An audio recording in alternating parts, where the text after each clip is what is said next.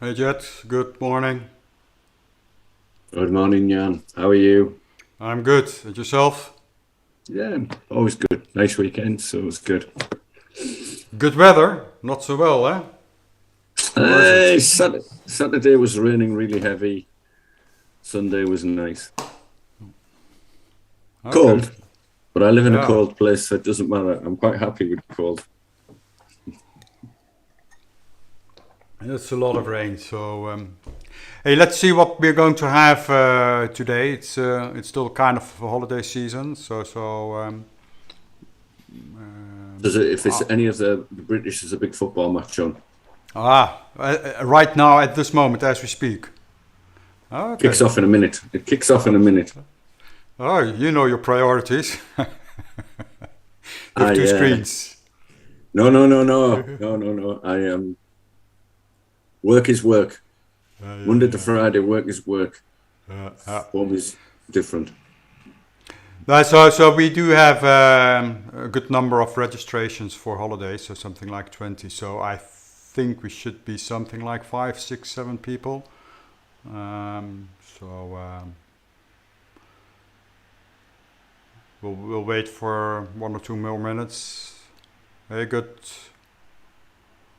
afternoon, Min Min.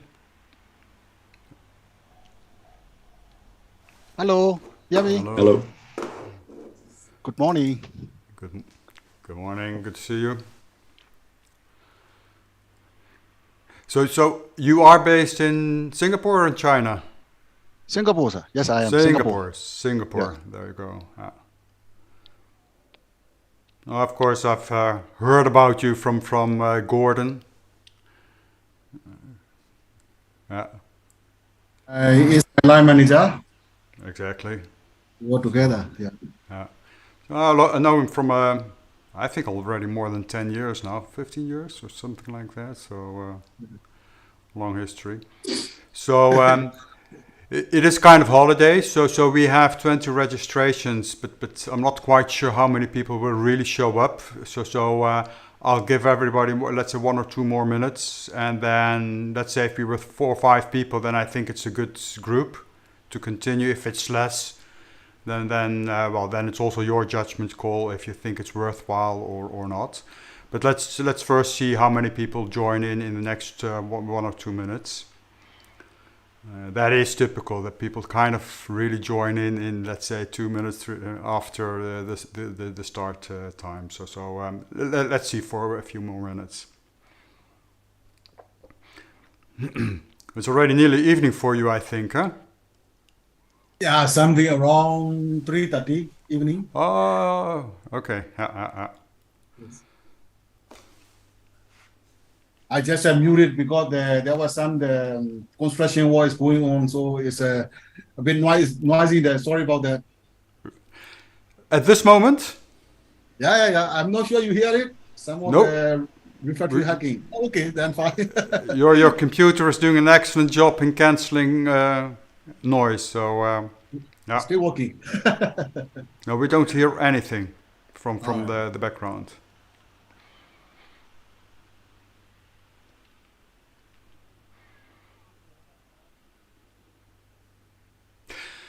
Maybe we can use the time while we're waiting a bit useful. So because if I think we're staying with 2, 3, I think it makes sense to reschedule somewhere to for example December.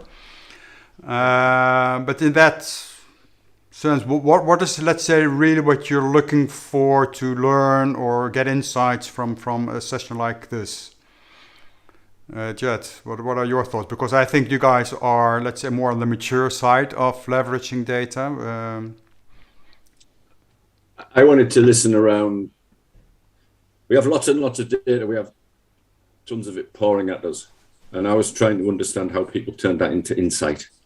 Yeah. So for me, we start about attacking a pile of data. We don't start with the outcome we want. So what do we want to measure? Why do we want to measure it? Got it. Why? Makes sense.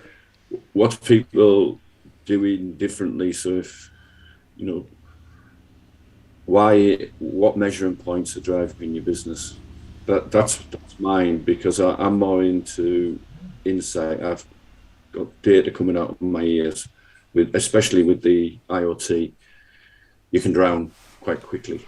So exactly. mine is how to turn that into insight, so you spend more of your time fixing, anticipating the next problem so that it actually never happens, or making sure that you're hitting your milestones on your journey to within your strategy.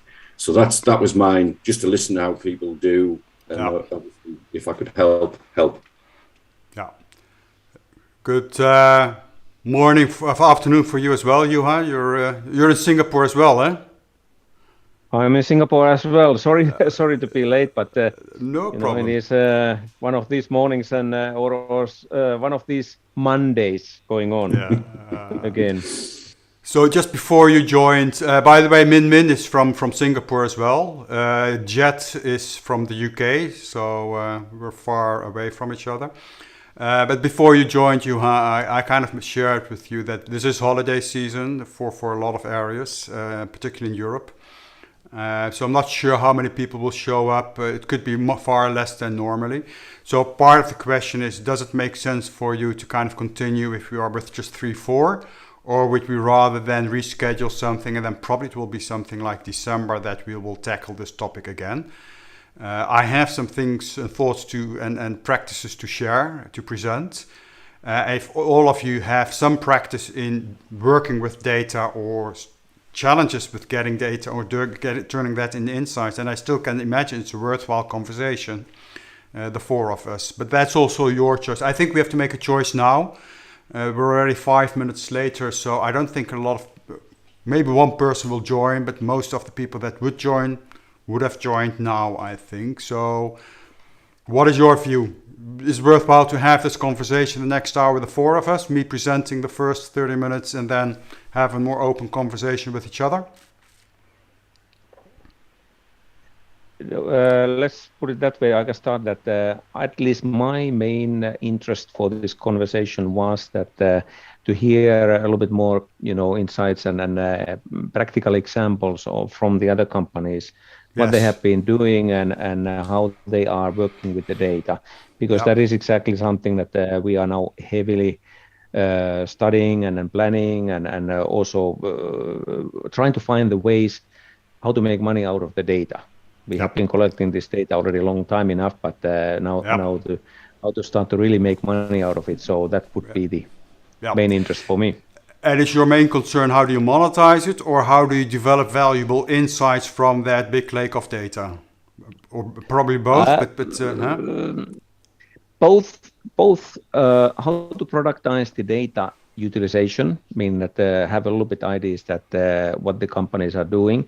I think that monetize is part of the same topic, but at the same time, meaning that it's a little bit different thing. Meaning that really how to get from the data to really generating revenue streams and make business with the customer. So you guys are in the middle of taking it to the next level. You already have some experience how to get more insights from your data, but you want to kind of improve that that practice. Let's put it that way, that the way we are using data now is that, we have a product which is generating the production and condition data from the production lines, but and then that's like basic stuff that customers is using them for monitoring their own production parameters and so on. And for us, it is more on developing them a little bit or following up a little bit the performance of standard traditional maintenance visits, what we do for these lines.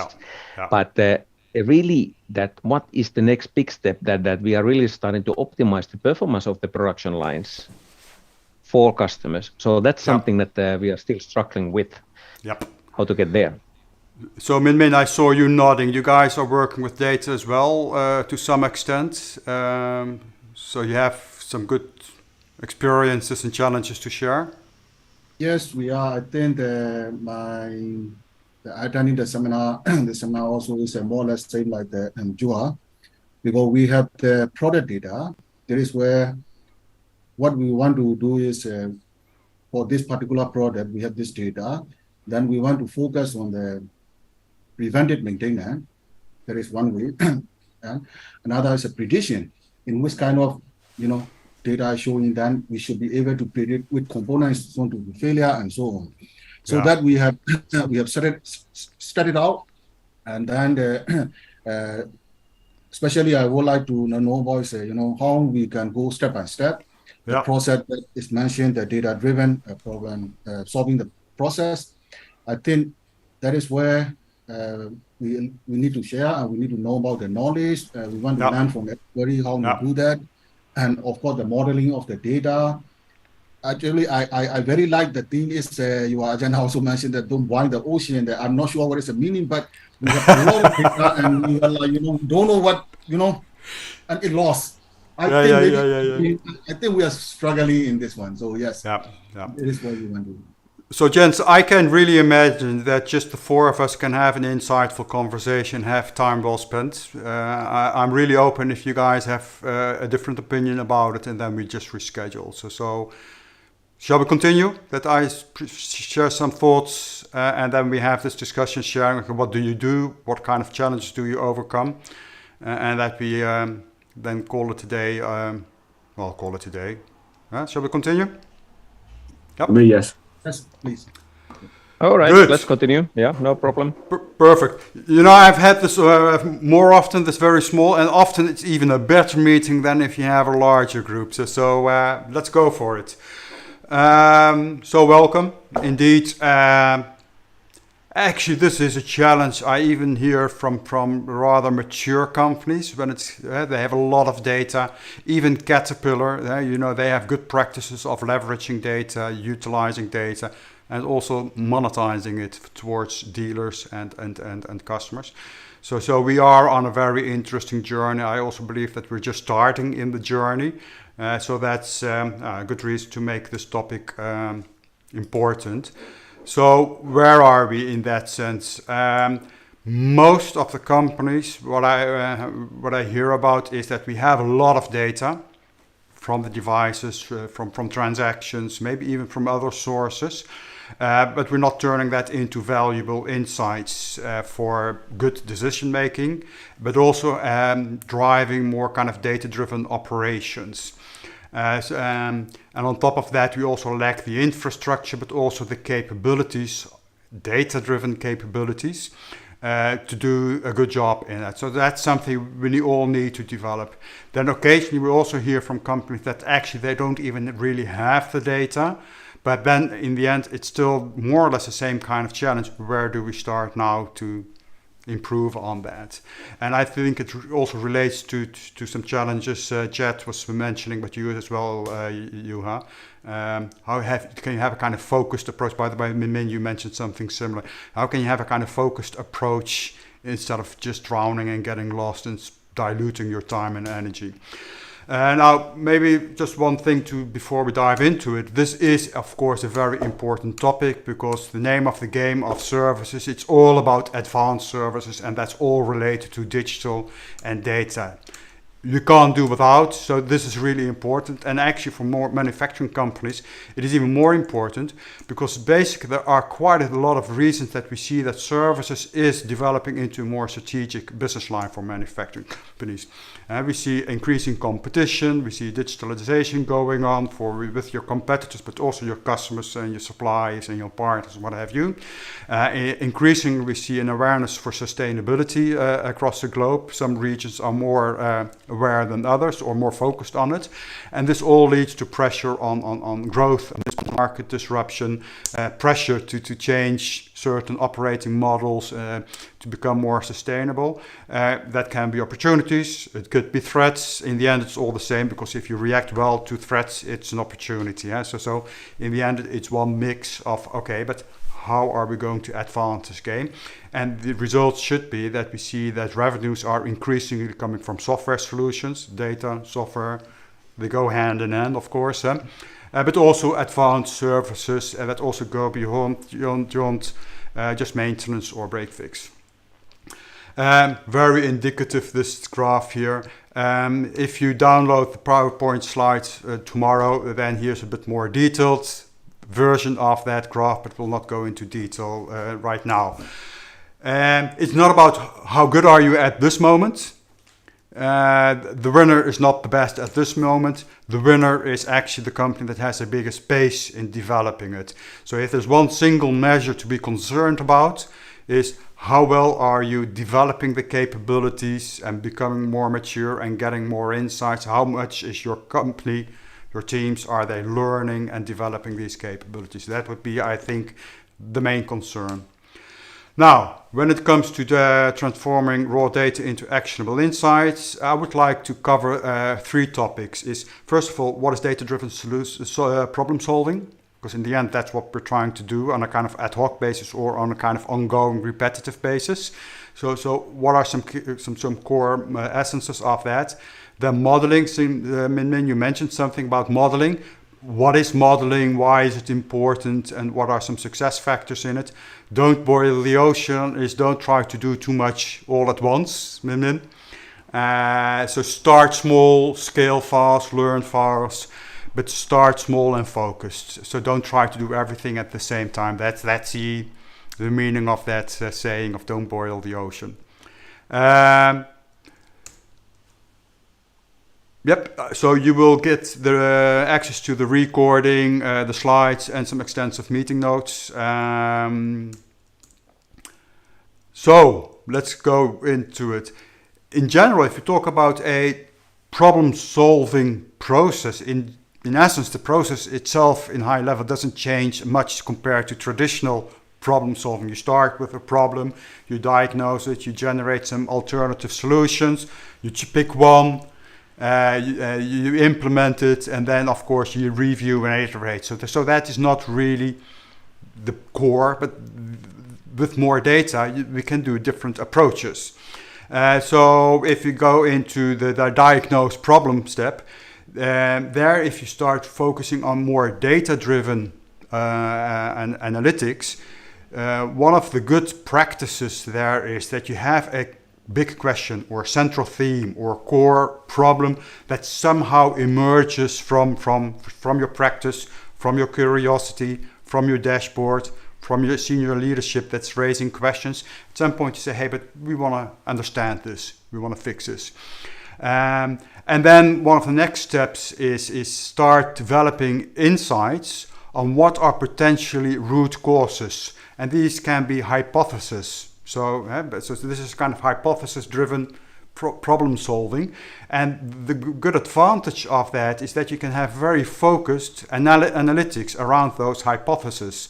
Instead of research everything in a big amount of data, insights, stories, what have you, you can say, okay, but these are the 4 or 5 hypotheses which could potentially be the root cause or big drivers for that problem we're trying to solve. And then from each insight or hypothesis, you can say, okay, but then we have to validate or falsify that with these data. So now let's collect the data. Maybe that's readily available. Maybe it just needs some cleaning and restructuring. Maybe you have to start from scratch to find the data.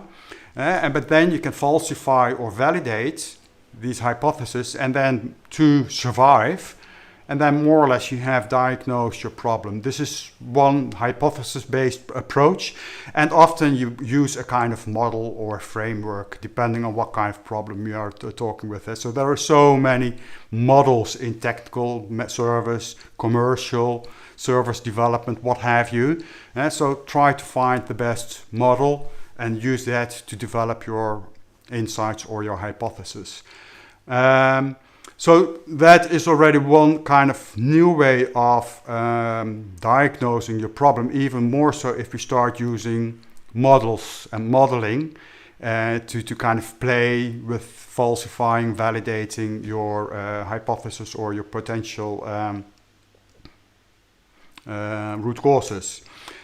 Now, this actually is where you should spend the most time. If you're trying to solve something and come up with a good solution, good algorithm, it all starts, but do we really understand the problem and the root causes and the drivers? Because if you get that wrong, then everything you do after that was useless. Without knowing it, unfortunately, you will only potentially discover that as an afterthought, but then you have already wasted a lot of time, wasted a lot of energy, and by the way, still not solved the problem, which could be devastating. So actually focusing on understanding the problem really in depth, that's the key issue. Then finding alternative solutions, that means that you start maybe be very creative, kind of brainstorming potential solutions once you have clearly identified the 2 root causes or 3 root causes. It could also be that actually it's quite logical thought once we have the problem clear, the solution or the 2 alternative solutions kind of emerge by itself. But anyhow, you have to make a choice. And now in a more kind of data-driven approach, we typically try to set up a kind of model so that we can validate with data of different alternatives and solutions, can kind of check, is this going to work, yes or no, instead of trial and error, because that's another way that we can do, okay, we have some gut feeling, we have some debate about it, we think this is the best solution, let's try it and see what the result is, and if it's not what we expected, kind of iterate. But yeah, can we fail a bit smarter and avoid unnecessary failures? And that is about using some kind of modeling to try, test, validate, falsify solutions, fine-tune solutions, maybe go back to the drawing board to say, okay, these 2 alternative solutions, they're not going to do it probably, so we have to find another alternative solution, and then you can test that again. So this picture is a kind of process modeling software solution where they can kind of play with different parameters of what is the variance of the quality of inflow, or the statistical change of volume of inflow, switching times of equipment, and then see what is, let's say, the buffer at the end, the total throughput, for example, whatever you're trying to model, solve. So there are quite a few solutions in, for example, workflow, process simulation, but also around machinery, we have more and more models to kind of diagnose and model solutions. So then what is modeling? On the one hand, it's not very advanced, because in essence, modeling is kind of creating a simpler representation of a problem or a system or a situation. Not necessarily current situation, it could also be a future situation, by leaving out details, because simplification is the essence of modeling, because often the systems we're trying to diagnose and improve are complex. A lot of things are involved, but also a lot of things are not really essential. So you want to kind of simplify it, because then we can start playing, okay, but is this indeed the problem? Would this solution work, yes or no? And so that's the essence of modeling. It can be statistical correlation kind of narrative, which is a rather simple one, but this is a more complex model. A digital twin is a model where you try to simplify, have a simple representation of a system or a problem. And the purpose of that is to better understand. So now we understand the behavior, we can explain behavior. That doesn't mean that we know all the problems, but we can understand what's going on. We can analyze problems. Yeah, so if you have a good model, you can start playing with different data and see the behavior of your model. And that insight can actually help you to say, hey, but these are the 2 root causes of the problem. It can help you to predict behavior. Some systems are very poor at this moment in predicting, if you just talk about weather. So we have very large models to predict weather, but actually predicting is still not very solid. But we do understand weather. So predicting complex systems is where models can help in, to validate solutions, scenarios, and ultimately it's all about taking better decisions, whether it's on ad hoc for a big business problem or repetitive when it's, for example, for predictive maintenance. So modeling is one of the key capabilities we need to have. So examples of models, CAT models, entity relationship models when we talk about databases, business competitive analysis, Porter is a model. We can use the 5 forces to understand what's going on in the market and why we're winning or losing competition. Discounted cash flow, digital twin. So these are all kind of examples of models. So it's not a big abstract thing, although modeling is not always very easy.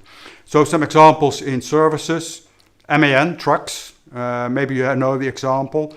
For sure they have some smart maintenance solutions. But one of the things at some point is the problem they were really focusing on. So focusing on the problem is energy consumption related to driver behavior. So they started understanding what kind of driver behavior has an impact on fuel consumption.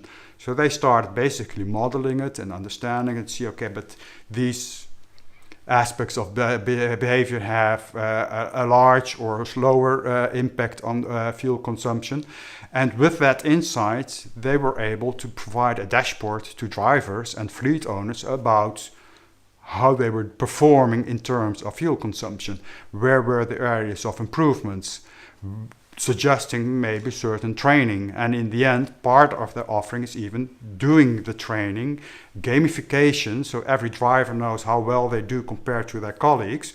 So by the gamification, they start improving their behavior. So there's a lot of kind of different aspects on the service offering coming in just from that model, which is in the end started small and now is quite a big complex model about how can we improve the drive behavior and hence fuel consumption. Put some links if you would like to have a little bit closer look how they talk about it themselves. And so this YouTube file is more about how they explain their drivers training, but that's all based on analytics they've been doing before, and that's something they also explain a bit more here about what else do they do with the data. So that can be insight for you as a kind of example. Caterpillar is a company that started 15 years ago, maybe even longer, with really collecting data of every equipment as much as possible. So still there are pieces of equipment that are not connected, but by default they try to have every piece of equipment they put into the market have that connected, getting data from it.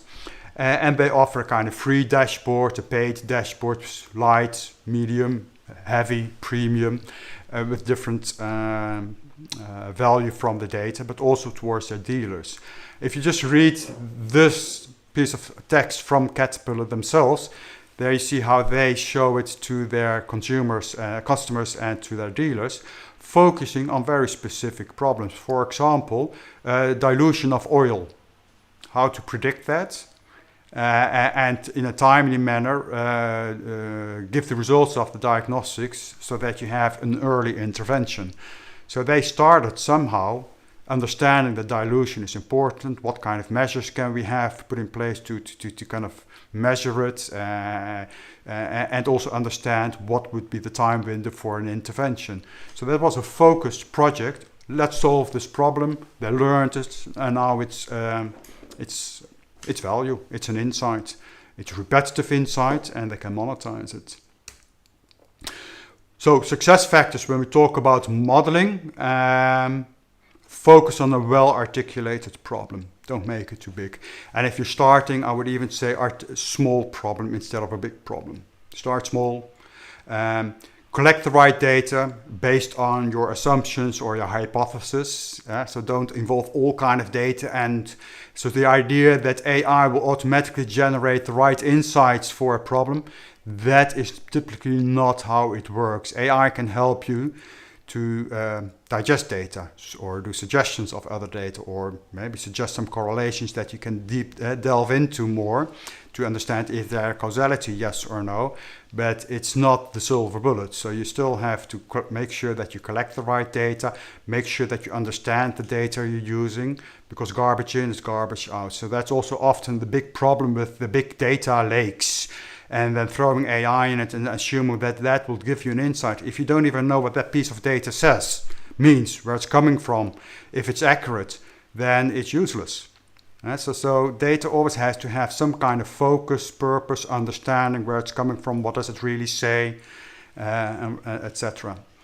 and bringing the right skills. And I think that is maybe the most, I'm not sure if it's challenging, yes, to some extent, because you need to invest in it, but I think it's often overlooked. That to do a good job in modeling and getting insights from data, you need, for example, just these kind of skills as statistical skills, data engineering skills, visualization.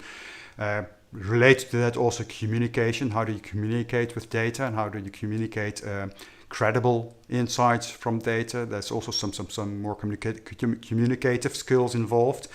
Absolutely, you need domain expertise. So a statistician, you can do nice tricks with data, but if you don't understand the behavior of the system, in your cases, for example, machinery, it will never really get solid value. So you have to combine that, but also analytical thinking, problem-solving skills, data management, etc. So it's a multidisciplinary project. So get those people together. So don't boil the ocean. Already mentioned, start with a small focused problem. But if you're starting, I think it makes sense to say, okay, here are some ideas of problems we would like to solve, and that you somehow try to put it in a matrix. Okay, how complex is it, and how much impact would it have if we solve it? And here I would say, and then you start, of course, with high impact and low complexity problems and solutions. Impact, you could start thinking, hey, but this is a kind of problem we often have to solve in the field. For example, replacing a certain component or repairing a certain component. Let's just focus on that single component. What kind of predictions, could be predictive drivers to understand that this is going to fail? And if you just pick out that one and it's not too complex, then you can already have your good early results with some decent impact in the field. And once you've got that done, then pick out the next one and the next one and the next one. And then you start learning doing this. You start building credibility. You start getting results. You start being able to suggest more investment in it. And then you see that the learning curve goes up. And in the end, that's what I said in the beginning. It's about the pace of development, not how good are you at the moment. So as an example, is that the right, indeed the next slide? Yes. And then it's also about, at the end of my part of the contribution. An example is a not that big machinery manufacturing. Quite complex, large systems, critical in the production process of their customers. Not that mature in their service in general and the maintenance programs, but anyhow they do have a maintenance department. But what they did is start a project with a young lady who was about to finish her education in a technical university, and was a kind of internship, or how do you say it, a kind of project as part of the curriculum. How do you say that in English? Say it perfectly. Yeah. Anyhow, that was, I think, a journey of 6 months. And what they did together with some engineers that designed the machinery, that manufactured machinery, and also some service people, and this lady who had a good background also in math and statistics and data, etc. They just picked out one very often occurring technical failure, and there was a certain arm that had to do something, well, not really interesting what exactly the thing is, but an arm in a big machine. So it's a very small component. That was one of the high failure rate items. And they started together with 3 customers doing a kind of joint project. Okay, guys, what kind of data can we kind of collect, and how can we with that data predict the failure of this arm early enough that we could do that maintenance in a more preventive and predictive way. Very small example. And that worked. So they got results of it. Not necessarily something you can immediately monetize towards your customers. I think, by the way, predictive maintenance is hard to monetize anyhow.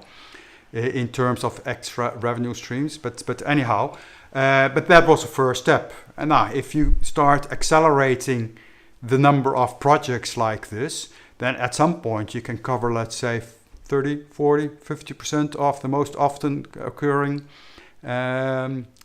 issues.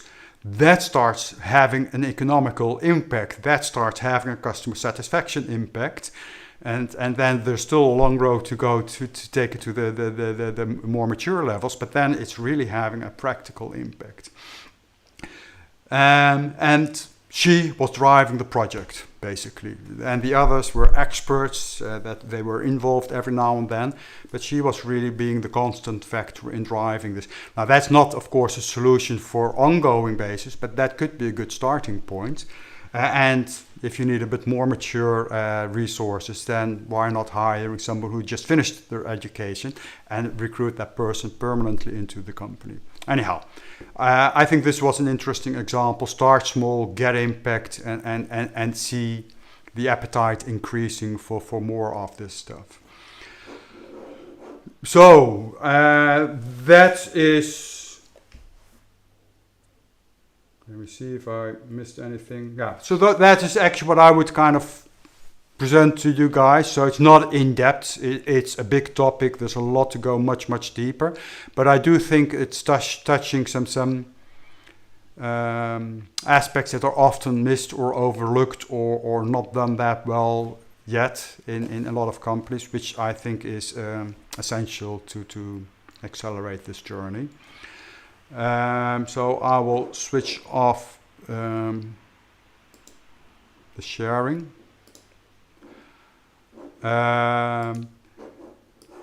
So we have a nice small group, so I think it's also good to start with a quick introduction, Jet. If you could introduce yourself quickly.